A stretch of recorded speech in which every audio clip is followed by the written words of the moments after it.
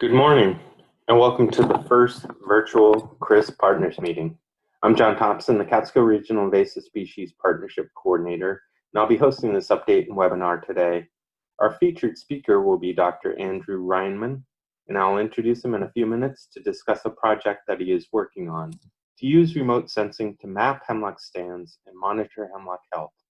If you hover over the lower part of your screen, you can click on the chat box. Please say hello in the chat box and let us know where you're from. I would like to begin this webinar by providing an introduction to the Catskill Regional Invasive Species Partnership, CRISP. But first, I'd just like to say thank you for joining us. And our hearts go out to all of you that are facing difficulties in these uncertain times. And we wish you the best of health and safety, and hope that we can be a resource for you going forward. At CRISP, we promote education, prevention, early detection, and control of invasive species to limit their impact on the ecosystems and economies of the Catskills. And we work over an area that includes 7 counties. We include all of Otsego County, all of Schoharie, all of Delaware, most of Greene, most of Ulster, and most of Sullivan County, and a small part of Orange County. CRISP covers over 3.3 million acres. In 2020, through our request for proposals and our request for bids, we chose to fund all of these projects on this slide. They include SUNY Oneonta for the CRISP Watershed Stewards Program, Canadarago Lake Improvement Association for the Watershed Stewards Program, Otsego Land Trust for Aquatic Invasive Species Outreach, Otsego County Conservation Association for Aquatic Invasive Species and Japanese Angelica Tree Rapid Response, Buck Environmental Solutions for Rapid Response for Mile-a-Minute Japanese Angelica Tree, Black Jet Bead, and Japanese Tree Lilac, Mountaintop Arboretum for Lesser Celandine Rapid Response, Cornell Cooperative Extension Sullivan for Spotted Lanternfly Trainings, Cornell Cooperative Extension for their CRISP Network of Education and Outreach, and the Ecological Research Institute, which does our monitoring and managing ash or MAMA project. All of these are great projects, and we would look forward to working with you this year. For the presentation today, please ask any questions in the chat box, and I'll read them to Andy for his response. After the presentation, I'll provide some CRISP and partner updates and upcoming events. It is my pleasure to introduce our featured speaker today, Dr. Andy Reinmann. Dr. Reinmann is an ecologist and biogeochemist who focuses on plant ecophysiology and the terrestrial carbon cycle. He is particularly interested in understanding the effects of environmental change, for example, climate change, urbanization, and land cover change, on the drivers of plant-mediated controls of terrestrial carbon cycling across a continuum of human-disturbed ecosystems. He also works with a variety of stakeholders to better understand how trees and green spaces can be used to mitigate environmental problems such as the urban heat island effect. His research draws from multiple disciplines and combines field observations, ecosystem experiments, and laboratory analyses with GIS, remote sensing, and modeling. Reinmann currently has projects in forested and human-dominated landscapes throughout the mid-Atlantic and northeastern US. We're very excited about the work that Andy is doing with his student, Kelsey Parker, the Catskill Science Collaborative Fellow.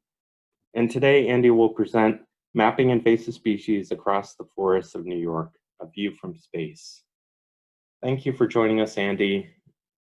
You have control.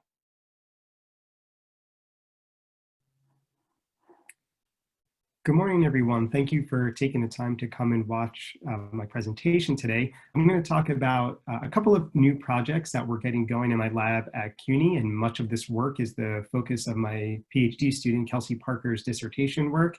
Unfortunately, for scheduling reasons, she could not join us today, but you have me in her place. And so this work is really focused on leveraging a variety of different freely available remote sensing products like those from Landsat to sort of map the temporal and spatial dimensions of invasive species across forests in New York, specifically those in the Catskill region and DEC regions 2 and 3, excuse me, in the lower Hudson Valley. And this work that I'm going to talk about is largely funded through the Catskill Research Fellowship Program, as well as the Department of Environmental Conservation Invasive Species Program. So before I jump into that work, I thought it would be useful to just give you a little bit of an idea of what my background is, so you have a better understanding sort of the place where I come from when I think about issues related to invasive species. So for the last 10 or 15 years or so, I've been doing a lot of work to try and better understand how different aspects of global environmental change, like urbanization, land cover change, forest fragmentation, and climate change, are altering the way sort of forests grow and function, and more broadly, the impacts of these different aspects of environmental change on the terrestrial carbon cycle. And my interests in the carbon cycle are sort of have a few different prongs to it. Of course, we're all familiar with the important role that carbon and carbon dioxide plays in anthropogenic climate change, and forest ecosystems in particular are capable of offsetting somewhere between 1/4 and 1/3 of all of anthropogenic CO2 emissions. So they play a really important role in helping to mitigate climate change and slow its progression. But I also think of the carbon cycle in forests, kind of a broader barometer of different aspects of ecosystem health, right? So carbon cycling provides us with information about rates of photosynthesis, which have close linkages to different aspects of forest health. It provides us with information about maybe microbial dynamics in the soil, which imparts information about rates of decomposition and changes in nutrient availability and things along those lines. And so being able to measure these things and maybe monitor them over time and across space, for me, I think imparts a lot of information about just how our ecosystems are functioning. And so my background is sort of largely as a field ecologist. And so, you know, historically, I say historically, I'm not maybe super old in 15 years now. But so a lot of my work has used dendroecology, collecting tree cores to better understand tree and forest growth dynamics. We look at different forms of ecophysiology. We look at soil properties. We measure greenhouse gas fluxes in ecosystems. And we make a variety of other forest measurements to understand how our forest ecosystems are functioning. And other research typically involve collecting samples in the field that we'll process in the lab. This may be to look at different aspects of plant and soil chemistry. And then in more recent years, I've become increasingly interested in utilizing image analysis, so different forms of remote sensing tools, as well as GIS analyses and different types of modeling to really help to better understand maybe how some of these plot level measurements that we typically make as field ecologists can be used to better understand landscape scale processes and maybe better understand changes in processes over time. And so my background is not really in remote sensing, but over the last few years, myself and my colleagues, we've started integrating remote sensing more and more into the research that we do. And so some of the broad questions that we try to answer include things like how might forest ecosystem processes respond to projected changes in climate. We have a variety of different ways of doing this. I've been working on a handful of different climate manipulation experiments. These are largely located at Harvard Forest in Massachusetts and Hubbard Brook Experimental Forest in New Hampshire. These are drought experiments. So this is the drought net experiment here on the top left. We have another experiment where we sort of warm the soils of forest ecosystems during the growing season, and then in an effort to try and mimic changes that occur with a declining snowpack, we do some shoveling of snow during the winter. And then we've also done a series of kind of what we call snowpack manipulation experiments, which is really just kind of a dorky, sciencey way of saying that underpaid graduate students go out into the forest with a shovel when it snows and remove the snow to sort of mimic that aspect of changes in climate. And then more recently, I've been at CUNY now for a couple of years, and we're starting to set up some observational experiments at Black Rock Forest in the Hudson Highlands. And I have a student now who's sort of taking advantage of natural gradients and soil moisture between mesic valleys and dry ridgetops to better understand how trees in our forests respond to water stress. But some of this experimental work, what we've been finding from it is that projected changes in snowpack across much of northern New England, as well as in the Catskills, it will result in higher frequencies and severity of soil freezing, which in turn can reduce tree growth. This is especially true for sugar maple trees. We also find that growing season warming in forest ecosystems seems to stimulate tree growth and rates of soil respiration, but that warming, when in conjunction with declines in snowpack and increases in soil freezing in the winter, seems to offset any of these sort of stimulatory effects of warming. And then through some of our precipitation manipulation experiments, we're finding that, among other things, even just sort of short-term extreme droughts can have large effects on rates of soil respiration, so microbial and root activity in the soil. Another big question that we try to answer is how forest ecosystem processes might vary across intact, fragmented, and urban landscapes. And so I use this figure to sort of show this kind of continuum of the different sorts of landscapes that we work in. And I should note that those two images on top there, those are the sorts of places where ecologists have historically gone to understand forest ecosystem processes, how they function, how carbon cycles.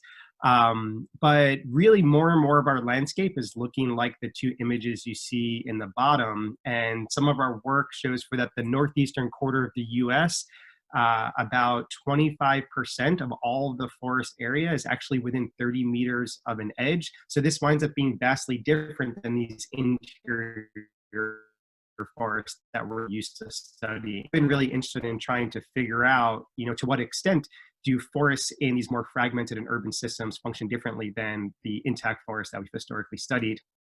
And what we've been finding in this context is that these forest patches or forest fragments that have a lot of edges associated with them, they tend to be more productive per unit area than our intact interior rural forests.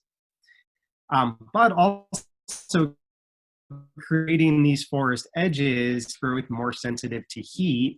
And some of our most recent work is showing that urban forests might actually be more sensitive to heat than our rural forests. And then, so the most recent addition to our research interests are invasive species. And maybe some of this centers around now being located in New York City, and we have no shortage of invasive species around. But even in rural areas, we find invasive species like hemlock woolly adelgid, gypsy moth, and emerald ash borer. And so it seems really different to separate invasive species from other ecosystem processes. And so over the last year, we've been starting to write some proposals and start up some projects to better understand these dynamics. And in doing this and in working with a lot of practitioners, what we find, and maybe this is true for many of you as well, is that a lot of the organizations and agencies that are charged with managing invasive species and managing forests expend a huge amount of resources just sort of figuring out where these things are and how their populations or their impacts on forests are changing over time. And so what we've been trying to set out to do is start to think about where are there kind of low-cost options to at least get like a fairly good first approximation of the distribution of certain invasive species and how they're changing over time, in hopes that with these sorts of products available, that maybe any group with some sort of GIS expertise available to them could maybe start doing some of their detection of where these species are using these freely or low-cost remote sensing approaches, which would then free up more resources for the management end. And so to work on this project, Kelsey Parker, who is a new PhD student in my lab at CUNY, she joined the lab this past fall, and she's really hit the ground running, and she sort of taking the lead on a lot of this invasive species work. And she helped provide a lot of the data and images I'm going to show you today. She, unfortunately, because of classes, couldn't take part in this presentation. But just to sort of introduce her, she's got a BS from Pace University, and she's always been super ambitious. She did a Fulbright in Zambia before coming to CUNY, and there she was studying soil contaminants and different sorts of heavy metals. So now the two projects that we recently got funded to study invasive species in New York are, the first is a project funded by the DEC Invasive Species Program, and the title of this project is Mapping the Spatio-Temporal Patterns in Invasive Tree, Insect, and Pathogen Occurrences in the Lower Hudson Valley and New York City. And there's sort of two components to this work. The first, as I alluded to earlier, is to develop a low-cost approach for mapping the distribution of invasive species over time. And some of the species that we're thinking about are Norway maple, black locust, hemlock woolly adelgid, possibly oak wilt. There aren't too many, fortunately, there aren't too many cases of these, but we're hoping to take advantage of a few of the places where this does exist, as well as some simulation experiments at Black Rock Forest to figure out if we can detect this with satellite, as well as a suite of other invasive species, maybe also things like ailanthus. And so that's sort of this remote sensing part of it. And then there's a field piece, which is to kind of try and identify impacts of different invasive earthworm species. So as many of you know, the earthworms that exist in New York are invasive. Our native ones were pushed away during previous glaciations. And so now we have European and Asian earthworms. They have different sort of feeding habits. They seem to occupy different niches in the forest floor and soil components of the ecosystem. And so we're interested in looking at how these earthworms might change these ecosystems, and also thinking about what are the feedbacks between earthworms and tree composition. So there's been some earlier work that suggests that impacts of earthworms on the composition of the forest floor, so the amount of leaf litter, and also even mycorrhizal abundance in the soil, can have really important impacts on the different tree species that can regenerate there. So we want to further explore those dynamics in that direction. But then also on the flip side of that is, if you have a forest that's been established by non-native tree species, are there then additional feedbacks to maybe changes in soil properties and soil chemistry that can facilitate establishment of earthworms in those systems? So those are the sorts of questions we're gonna try and seek to answer. And this is going to be focused on a couple of parks in New York City. And we're also going to try and start exploring perhaps different ways that we might be able to quantify or map the distribution of earthworms based on essentially differences in color of the forest floor that seems to exist with and without leaf litter. So now that's sort of in the discussion stages. We haven't tried to work that out yet, but that's sort of where our minds are going. And so this project focuses on the DEC regions 2 and 3. And our other project, which recently got funded by the Catskills Science Collaborative and the Carey Institute, is focused on mapping and monitoring the distribution of hemlock woolly adelgid and related hemlock decline in the Catskill Mountain region of New York, also using freely available multispectral satellite remote sensing. So you see the common theme there. And so this project, we're focusing on areas sort of within the blue line of the Catskills, but then we hope to sort of bridge that geographical extent with the other work that we're doing in regions 2 and 3 in New York.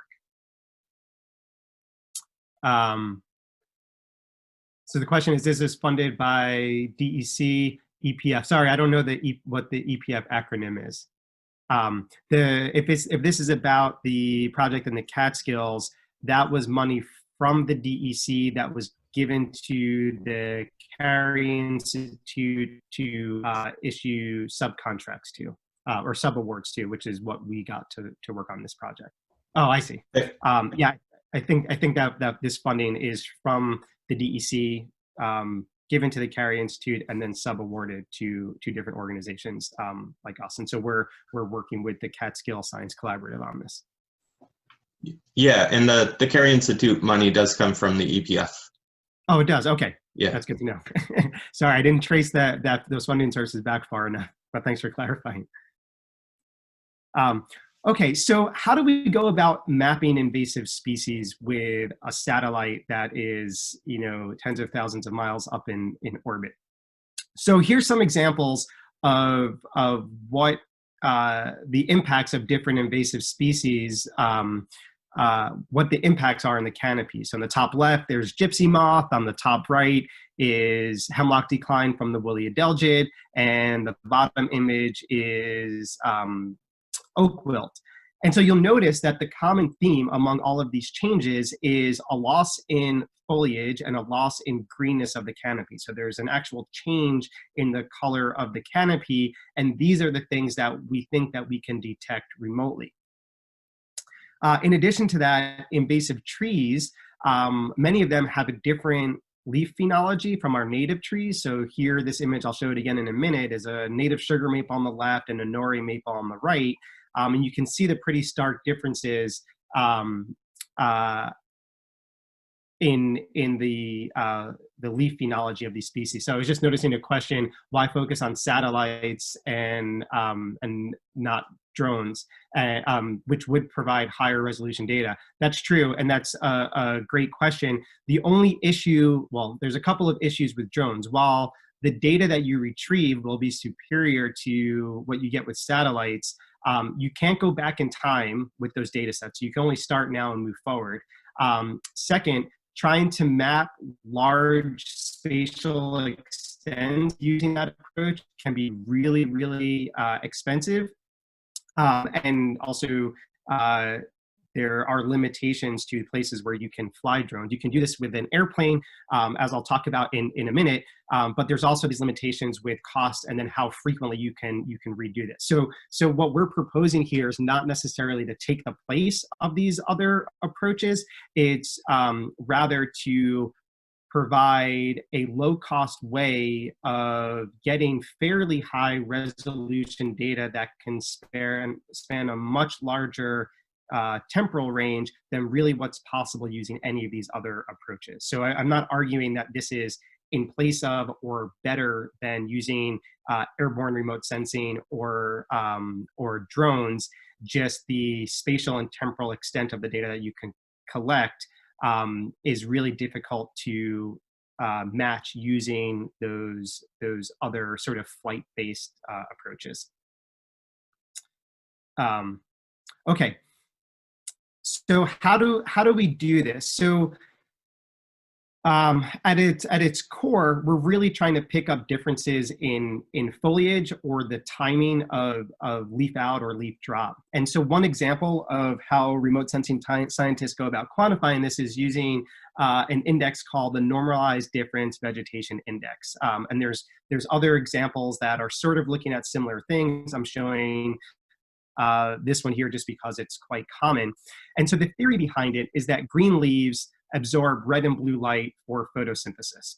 And so if you calculate the difference between the near infrared light, which the leaves aren't really absorbing as much, they're reflecting a lot of it, the difference between that and the red light, which the leaves are absorbing a lot of for photosynthesis, and you look at the ratio between that difference and the sum of the two, you can then use that as an index for sort of how much green foliage exists within a pixel where you're collecting the image. And so there's an example of this on the left, where the cartoon on the far left is green foliage in the peak of the growing season, and you can see that there's very little of the visible red light being reflected. By comparison, as you get to senescence, there's a much higher proportion of the visible red light being reflected. And so we can use those ratios to understand changes in in leaf cover, and even things related to chlorophyll content over space and over time. And just to give you an idea of how this pans out over the course of a growing season, you can see this ramp up in NDVI from the early part of the growing season to the peak growing season, and then that drops off again as the leaves begin to senesce, and then, of course, the trees without the leaves have the lowest values. And we can sort of collect the same data and better understand sort of where you have dead or declining trees in addition to just that seasonality using this approach.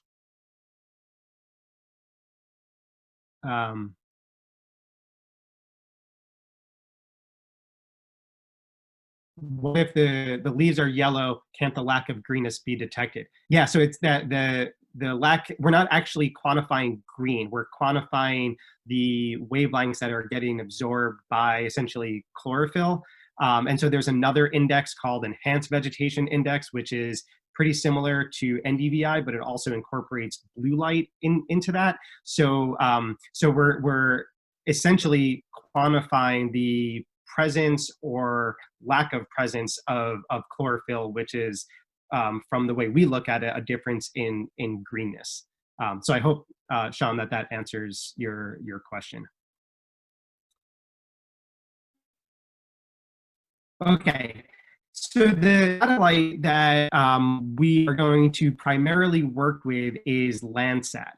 This is NASA's satellite, and one of the, there's a few reasons that we use this. First, the data from it's free. There's data going back to 1984, which means that we have this huge time frame to work with to look at how maybe distribution of invasive species have changed over time and what their impacts are on ecosystems, how that has changed over time. They pass over any particular point every 16 days. So there's fairly frequent passes, enough so that we can look at seasonal changes and we can certainly quantify changes between years.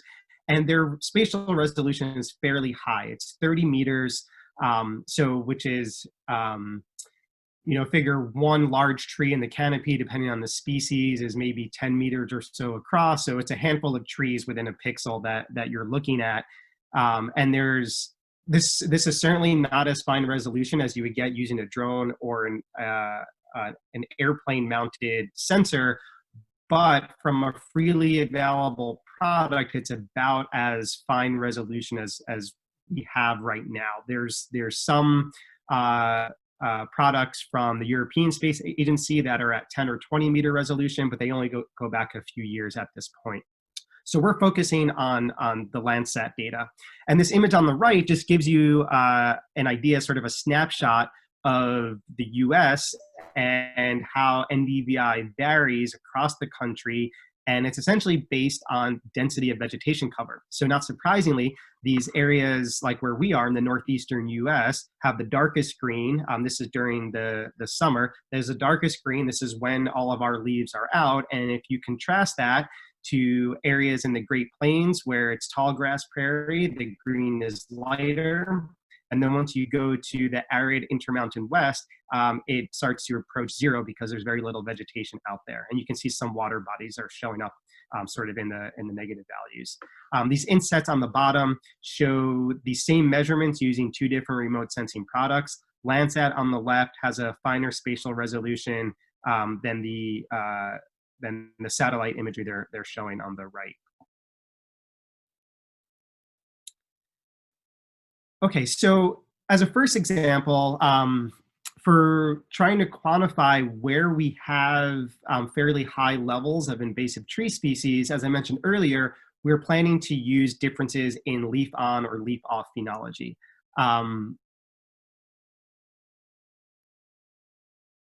So asking about resampling to 15 meters. We haven't tried this yet. I should point out that we are about 3 or 4 weeks into this project. So we still have a lot of work that we're doing and a lot of things to think about. And the other thing I didn't mention is we're also going to use worldview imagery, which will give you 1 meter or sub-meter spatial resolution, and also daily passes, only going back a couple of years. But we're going to compare the type of information we can get from Worldview, which is really fine spatial resolution, to what we can get with a freely available product like Landsat that's a little bit coarser, but again, it's free. And there's also a much longer data set. So we are going to start to get at sort of different spatial resolutions and what sort of additional information that gives you. But yeah, thanks for bringing that up. That's a great question. Okay, so here is probably one of the clearest examples of how differences in phenology can be manifested in terms of greenness. And then on the right here, a colleague of mine from Boston University a few years ago developed an approach using Enhanced Vegetation Index, which is similar to NDVI, to quantify the seasonal patterns of essentially greenness in forest ecosystems. And so that's what you're seeing here. These green dots represent sort of that spring vernal window, and the red indicates the autumn senescence period. And you can fit a line to that, and then using sort of the slope of that line, you can quantify what's called the start of spring date. So it's sort of like the midpoint between bud break and full leaf expansion. And we know that there are these differences between invasive species and native species. And to give you an example of what that looks like using remote sensing, here's a picture from a forest patch just north of Boston that I was working on for another project a few years ago, and just happened to notice that half of this forest was a native oak forest, and the other half was was dominated by Norway maple trees. And so my colleague Eli, whose work I just talked about, he ran his algorithm for this section, and you can make out quite clearly where you have the forest that's dominated by Norway maple trees versus where you have the forest that's dominated by native oak trees. There's about a 15-day difference or so in the timing of leaf out between those two forests. And so here, there's no difference in sort of the climate conditions. Really what's driving those differences in phenology is the tree species. So we're hoping to sort of use this sort of thinking and these sorts of analyses at a larger spatial scale to try and pick out where these species might exist. Similarly, we can look at the later phenology of Tree of Heaven to figure out where they are. Okay, so now I'm just going to spend the last few minutes talking about the project that we're going to work on in the Catskills. So like I said, we're going to largely focus on what's inside the blue line. If we have the time, we can extend everything beyond that. But what's inside the blue line is sort of on the cusp of regions 3 and 4. And so we're going to use the project that we're working on that I just talked about that focuses on 2 and 3, as well as this project to sort of bridge those spatial extents.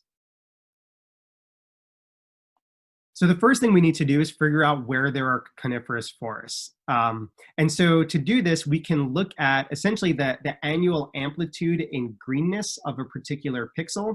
And here again, I'm showing some of the work that my colleague Eli at Boston University worked out, where on the left here, you can see sort of I think this was an early spring image of a section of Harvard Forest in central Massachusetts. You can very clearly make out where the conifer forests are and where the deciduous forests are.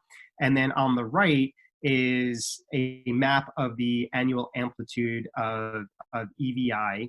And you can see in these dark blues and lighter blues that very closely corresponds to the forests that are dominated by conifers, where you'd expect there to be very little change over the course of the year, essentially in the amount of greenness, especially in comparison to our deciduous forest, which is in the bright red over here. And then of course, as you shift your forest from pure conifers to pure deciduous, they will go essentially from the darker blues to lighter blues to yellows and to red. And so that's the same approach that we're going to take for the Catskill region. And so I should point out that there has been work to assess hemlock abundance in the Catskills using remote sensing. And this was work that Jennifer Pontius and Rich Hallett, who's actually a colleague of mine who's working on some of these other these other invasive species projects with me, they did this sort of work using avarice about, was it 15 years ago or so now. And avarice is a hyperspectral remote sensing instrument that is flown via an airplane. And avarice has superior spectral and spatial resolution. Like what we have with Landsat can't match that. But as I mentioned earlier, there's limited spatial extent and temporal resolution because of the cost of flying these missions. And so again, what we're proposing is to not replace these missions, but sort of as an addition to these great data sets that allows us to broaden the spatial and temporal extent. So there's a question about IDing hemlocks versus white pine. Yeah, so that's going to be tricky. And then also in the Catskills, we have to think about spruce and fir forests. So by using things like topography and things like an elevation, we can tease apart some of this, but without a doubt, there's going to be cases where we're going to just have to label something as conifer and not know for certain if it's a white pine or a hemlock stand. And that's just sort of the nature of remote sensing. There might be some other spectral information that we can look at to help to tease those apart, but we'll have to kind of see how that goes. Certainly with higher resolution and hyperspectral data, we can do that. It's not clear if we can do that using Landsat. Oh, overlaying porcupine population over the hemlock. No, that's a good idea.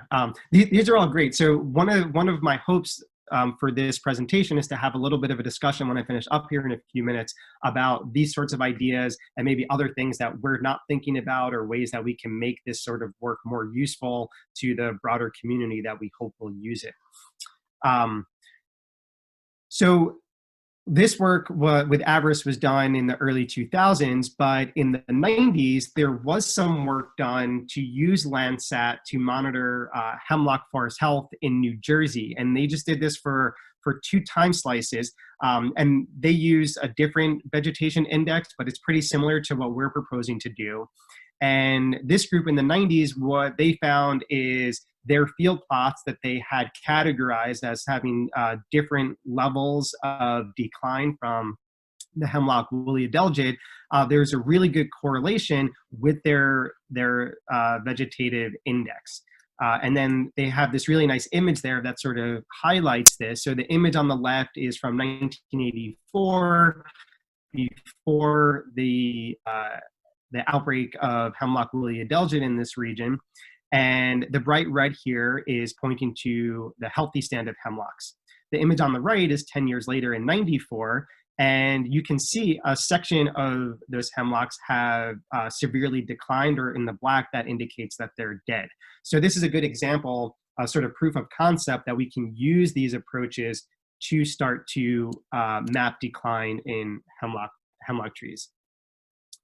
Yeah, so Leslie's pointing out we can roughly sort conifers by known elevations. I think to some extent that's true. Like we know there's an upper limit to where hemlock's going to live, and probably a lower limit for where we can expect to find spruce fir forest. So yeah, we can separate it out that way. And the abundance of hemlock forest is probably going to be a lot higher than the abundance of like pure white pine forest. So there are some assumptions that we can make here to help constrain our estimates or certainty of where we think these hemlock forests are. So now here's some like very early data that Kelsey's been putting together for the Catskills using the approach that she's developing. And I should point out that this is all very preliminary. Like, this is stuff that she really just started throwing together over the past 2 weeks, while also taking classes and figuring out how to do research and take classes and being a student in this like COVID era where everything needs to happen remotely. But she's making a lot of really wonderful progress. So in these panels, what you're seeing is spatial variations in NDVI. And we expect there to be some variation between years. There's just better and worse growing conditions. And so that is manifested in sort of different levels of greenness. But the image on the left is 2005. And those little polygons are polygons from CRISP field plots where there's field data 4 levels of hemlock decline. And you can clearly see that in 2005, both of these stands were fairly healthy, but by 2015, that top stand has gone from sort of a darkening to a lighter yellow, which is indicating that that stand is declining, while the other stand on the bottom has sort of maintained its greenness. Now, again, we expect to see some interannual variation, but if we're comparing these two hemlock stands to one another, if there was some prevailing climate condition, we would expect them both to experience the same thing. But this fits in really nicely with the field observations of hemlock decline related to the woolly adelgid. Similarly, here's a map showing a change in greenness. So we can use this change in greenness over time to get an idea for where we might have declining stands of hemlock. And so the image on the bottom left there is showing a hemlock stand that is that hasn't changed very much, so it's still a fairly healthy hemlock stand. This corresponds to what the field data suggests, whereas the plot on the right, which corresponds to this blue dot on the top here, that darker red shows a larger decline in greenness and indicating a greater extent of decline in health. All right, so this is all really just getting started. We're scratching the surface here. And so moving forward, our plan is to continue using some of the CRISP field plot data as training data for the remote sensing algorithms that Kelsey is developing to map the distribution of hemlock stands, but also quantify changes in health over time. Once that is all in place, we'll apply this algorithm to the Catskills within the blue line. And then once we're allowed to kind of get outside and be near people again, we will get out and do more ground truthing of some of the places that we've identified at different levels of decline using the remote sensing algorithms. And then we'll plan to bridge the Catskill mapping project with the invasive species mapping project that we're working on for DEC regions 2 and 3. And through all of this, we hope that we can not just build these maps, but use them to learn more about sort of the temporal and spatial patterns in hemlock woolly adelgid related hemlock decline. And one of the other things that I'm really interested in exploring is using, there's some new satellites, you could do this with Landsat as well, that have a thermal band on them. And so they can quantify the temperature at the surface of the earth or at the surface of a forest canopy. And this is a great opportunity to better understand how a forest thermal properties might change as hemlocks start to decline. So, you know, we all know that hemlocks are important for maintaining water quality and keeping temperatures cool.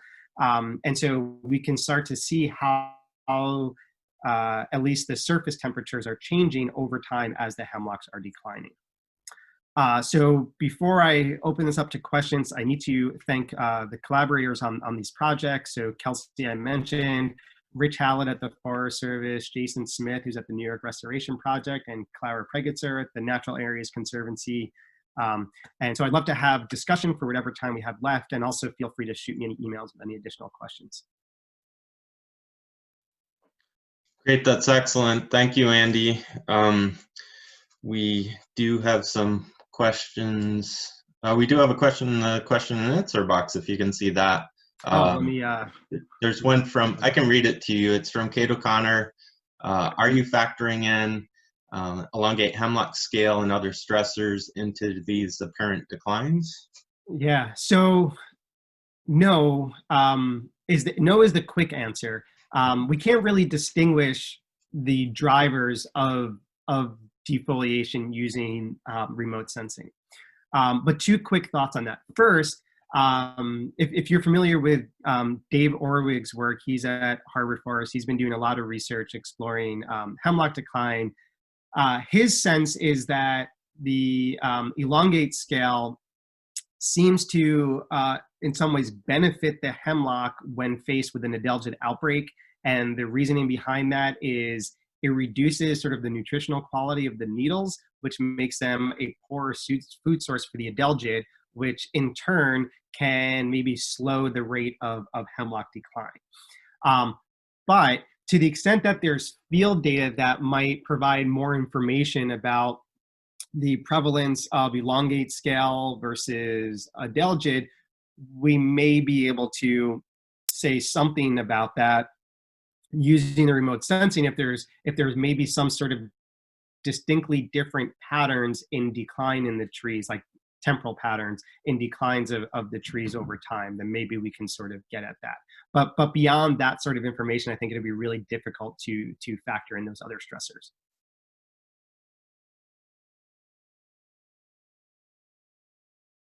But that's, I mean, that's a great question. And I sort of view remote sensing as a way to kind of get broad scale information that we can't get on the ground, but there's a whole lot of questions that are really difficult to answer using remote sensing. Is the role for CRISP partners to aid in the ground truthing? So my understanding of the funding agreement is no. So if anyone wants to, I think we'd be more than happy to have the help. In my conversations with John, what we talked about is maybe Kelsey and I coming up and going to some plots with him to do some ground truthing, or providing us with some locations that we might be able to check, and maybe for Chris providing us with some data that we can incorporate into our work. But I don't think, and John, let me know if I'm wrong, I don't think there's any sort of formal role that CRISP is supposed to play here. Well, I think that my answer to Meredith's question would be yes, and that there are a number of partners that could give us access to properties or give you access for your ground truthing, and that would be something that you're probably going to need depending on which sites you want to visit outside of the ones that we're monitoring in CRISP. Right, but there's no like mandated role for CRISP to play, right? I guess that's what I was sort of getting right at. Yeah, I think it's a volunteer helpful role, if that makes sense. And we would love to have that volunteer help Yes. as we go through this, especially you know, with what's going on now with COVID. It's not clear to us when we're going to actually be able to get out and do field work, and the lack of ground truthing will make some of the other work that we're trying to do here a little bit more difficult. Thanks, Brian. That's great. I will certainly do that. Other questions or thoughts about how maybe the products that come out of this can be used can be more useful to maybe practitioners?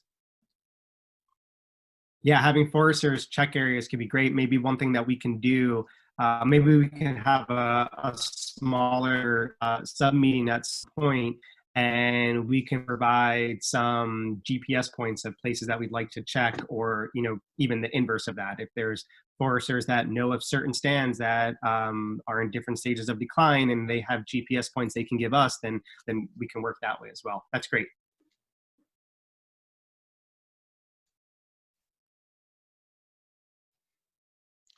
Andy, do you have any sense of, there's a lot of different factors that go into this, like density of hemlocks and hemlock canopy, but how much change you would need to see in the hemlock canopy, how much you could detect? What's like the minimum amount of decline you could detect with this methodology?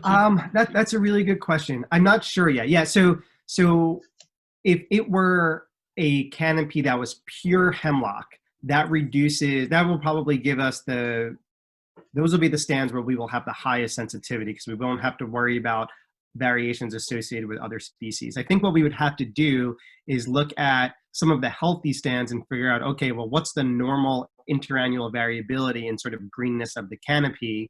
And we probably wouldn't be able to detect anything except for what was outside of that normal range. That said, another approach that we can take is we can compare the year-to-year variability of one stand to maybe like what the mean change is for other stands around it. And if you start to find stands that are all of a sudden behaving differently than kind of everybody else, that can be another way to, with a little bit finer sensitivity, start to tease this out. But I don't know if it's like, a 10% decline in foliage, or does it need to be like a 25% decline? I'm not sure about that yet. Yeah, so Chris is pointing out we could use the average hemlock stands to train the model. Yeah, that's a great idea. And Rich Hallett, who's our collaborator on this, he worked with Jennifer Pontius quite closely on that work. And so we can overlay and have planned to overlay some of those data for those particular years with the Landsat data as additional sort of ways to do the training. That's great. How much we're looking at soil type. For the scope of this project, I should point out that we're supposed to complete this project by December. So the scope of what we can do, at least for this sort of first phase, is going to be relatively small. But soil types can certainly help us to better refine where we think a conifer forest is a hemlock forest. And the other thing that we can start to do when we have these really broad extensive spatial data, we can start to look at are there patterns where certain soil types that hemlocks are growing on are declining faster or slower than hemlocks on other soil types. So we could start asking some of those questions, and I suspect that once at least this phase of the work is done and Kelsey keeps working to turn this into one of the chapters of her dissertation, she will start to explore some of those questions as well.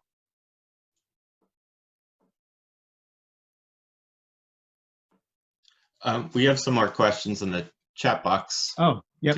And suggestions. Gary Levitt has says that the ground truthing from our Dries et al. 2004 study may be useful. Yeah, so this is great. It'd be great to start compiling, I guess, a list of sort of known ground truth data that we can incorporate into this. And the nice thing about Landsat is these data can be as old as like 30-something years at this point for us to be able to use them. So thanks, Gary. I'll check that out. And then Kelsey has a question. Down.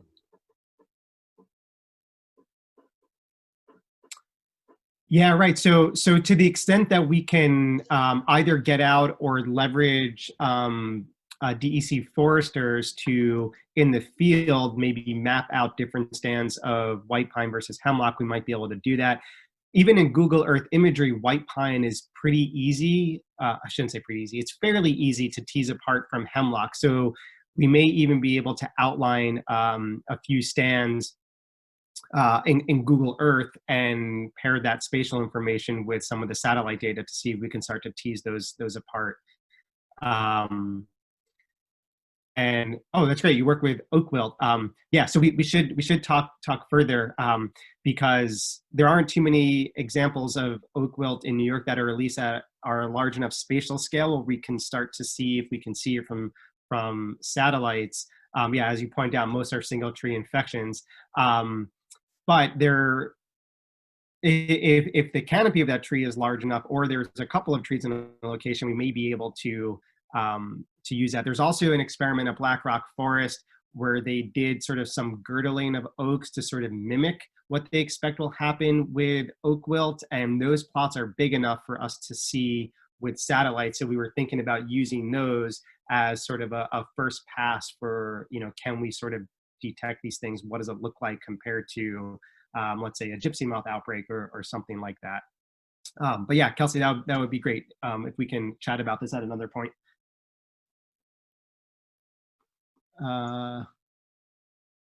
So we have not yet developed the ground truthing protocol. So like I mentioned, we're about a couple of weeks into this project.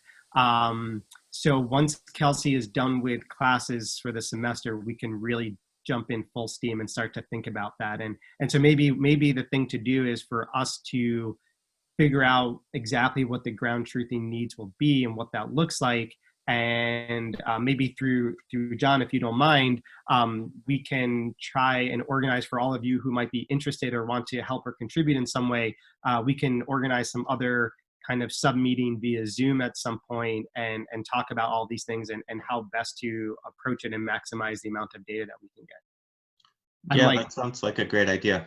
Yeah, I'm like very positively overwhelmed at all the contributions that are potentially out there. This is great. I think it'll make the work that we're doing a lot better and hopefully a lot more useful.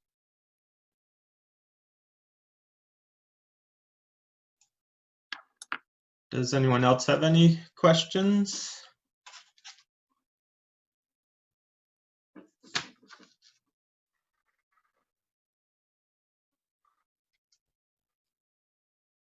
I would just say, Andy, I think this is a great project.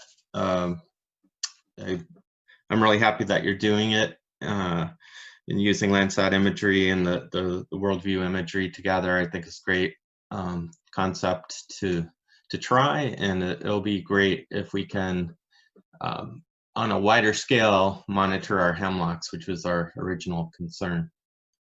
Yeah, I think this will be really exciting. And, between some of the early work that Kelsey's done, as well as the Avarice work and some of that earlier work I showed from New Jersey, it seems like it's pretty promising that we'll be able to do this. It may not be exactly with the level of sensitivity or spatial resolution that everyone will want, but I think it will be a good way to start pointing out, hey, here are some forests that are in decline. Maybe those are some places to maybe target drone flights or target some additional field observations, which will hopefully make the whole sort of mapping and management process run more efficiently.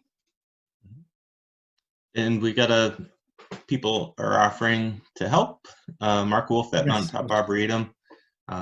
They have mapping of pure hemlock stands versus hemlock spruce forests, and Meredith Taylor has data sets for forest stand information that they're offering. So that's great.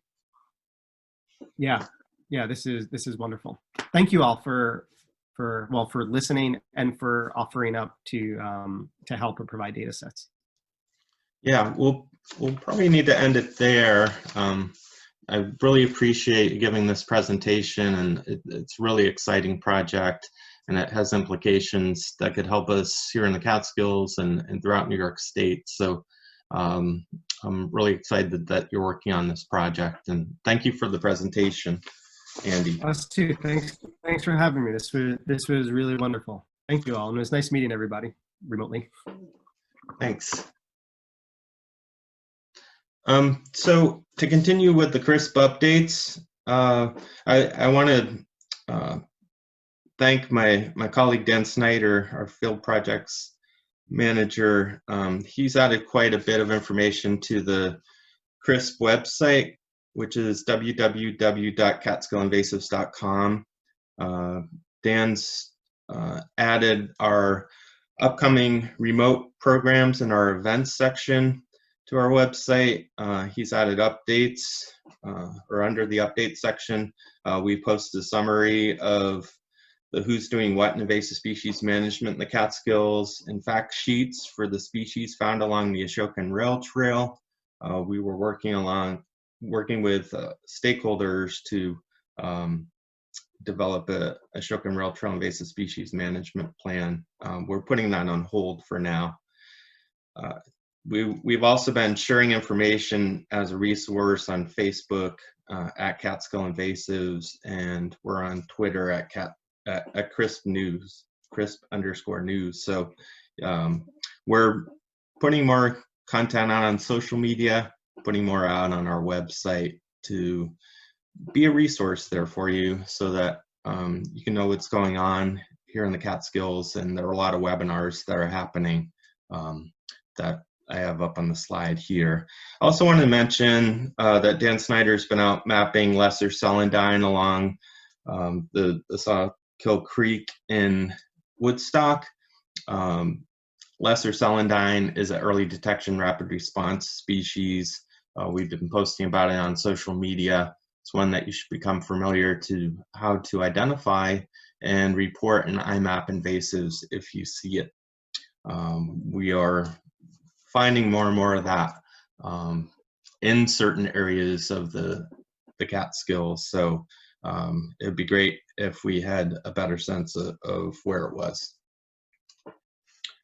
So for partner updates, I wanted to just say that some organizations have some of their field staff out in the field working under certain safety precautions due to COVID-19.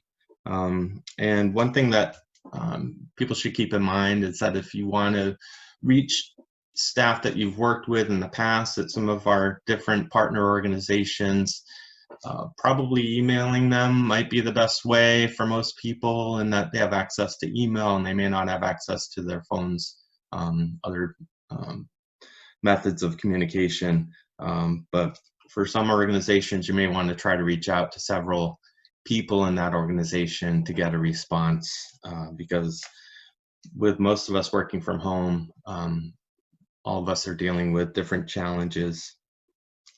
So on the slide here, I posted some upcoming events that people sent in, some that we knew about, some that we stole from websites that we saw were coming up. We'll be posting them on our CRISP website, catskillinvasives.com, so you could get access to these links there,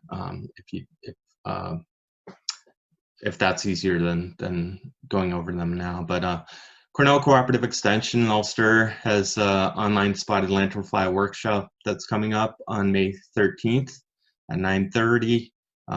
Cornell Cooperative Extension Columbia Green on April 25th at 10 is supporting wildlife and adding beauty with native trees and shrubs. And CC Columbia Green is working with the Nature Conservancy on May 5th at 1 p.m. There's a webinar, Keep Forests Healthy, a tool to assess resilience, health, and productivity. That webinar highlights the Keep Forests Healthy assessment and scorecard. That's a tool to help landowners identify risks and strengths to the long-term health of their woodlands. They'll explore what makes a healthy forest and how to assess that in your woods. To do this, you'll learn key concepts and share the Keep Forests Healthy assessment and scorecard. This is a great tool for landowners, stewards, and forest professionals.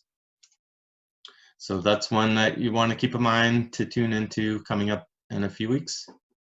IMAP Invasives, they have under their training section of their website some trainings coming up, including the IMAP Invasives mobile app training on May 13th at 1 p.m. One thing that I've been doing since we've been in isolation here at home is walking around my neighborhood and using IMAP Invasives to map some of the invasive plants and animals around my neighborhood. So it's a tool that I hope that people will continue to use, that more people will learn how to use, because that's a database that we're using to know where invasives are in our region and to use that information to figure out what to do about them. The Otsego County Conservation Association, I have their calendar link up on the slide. They have a couple events tomorrow. April 22nd is Earth Day. There's a webinar, The Bigger Picture, and at 2 to 3 p.m. tomorrow is the Digital Earth Festival webinar, Gardening in a Warming World. And to move on to the next slide, we have our monthly PRISM webcast coming up next week on April 29th. That's at 11 on the last Wednesday of every month. We will be there to give updates along with the other PRISM leaders. So the next section that we have is NASMA on their website. They have a webinar that's tomorrow at 1, Meet the New EdMaps 1, One Platform, One Continent, Improved API on April 29th at 1 o'clock. They have Eyes in the Sky, leveraging new remote sensing technologies to detect invasion at a distance. And just a reminder that the National Invasive Species Awareness Week is May 16th through 23rd. That will focus on local events and awareness. And please remember that the New York State Invasive Species Awareness Week is coming up on June 7th through the 13th. The theme is focused on invasive species.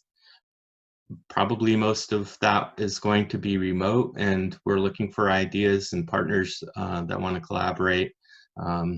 with one thing I would mention with or keep in mind with these remote webinars and programs that we're doing is that we can share them more widely. You don't have to just be in the Catskills to participate in our programs, but you could be anywhere, and as long as you have an internet connection.